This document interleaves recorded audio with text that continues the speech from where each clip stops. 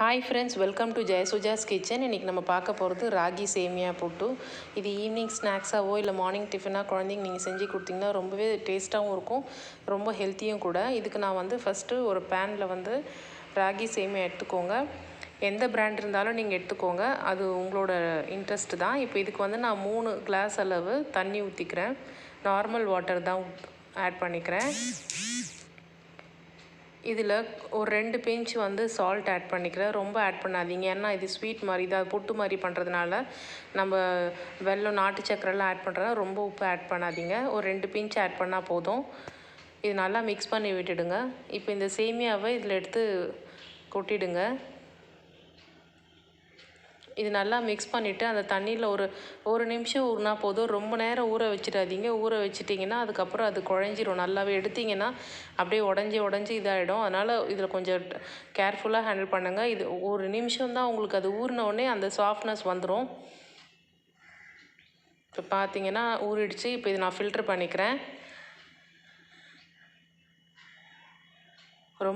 தயவுசெய்து ரொம்ப நேரம் இதை தண்ணியில் விட்டுட்டிங்கன்னா அது நல்லா குழஞ்சிரும் உங்களுக்கு. அப்புறம் அது புட்டு மாதிரியே வராது உங்களுக்கு, நீட்டமாக வராது. அதனால தான்.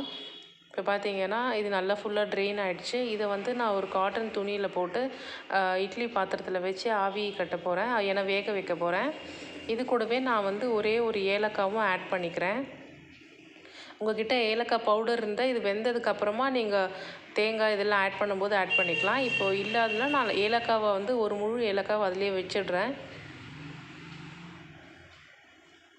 இப்போ பார்த்தீங்கன்னா ஆல்ரெடி ஒரு ஏலக்காய் வச்சுருக்கேன் பார்த்தீங்களா. இது நல்லா வெந்துருச்சு. ஒரு 2லேருந்து 3 நிமிஷத்துலேயே இது நல்லா வெந்துடும். பார்த்தீங்கனாலே தெரியும் உங்களுக்கு, அந்த கலர் நல்லா சேஞ்ச் ஆகிருக்கும்.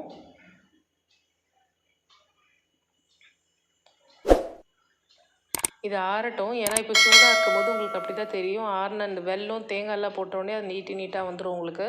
இப்போ பார்த்தீங்கன்னா இதுக்கு நான் நாட்டு சக்கரை தான் ஆட் பண்ணுறேன். நீங்கள் சுகர் வேணும்னா சுகர் கூட ஆட் பண்ணிக்கோங்க.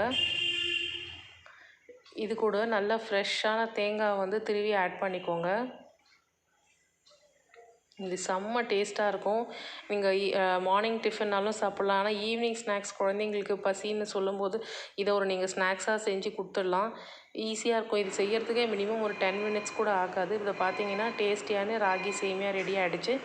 உங்களுக்கு பிடிச்சிருந்தால் லைக் பண்ணுங்கள், ஷேர் பண்ணுங்கள், சப்ஸ்கிரைப் பண்ணுங்கள். தேங்க்யூ.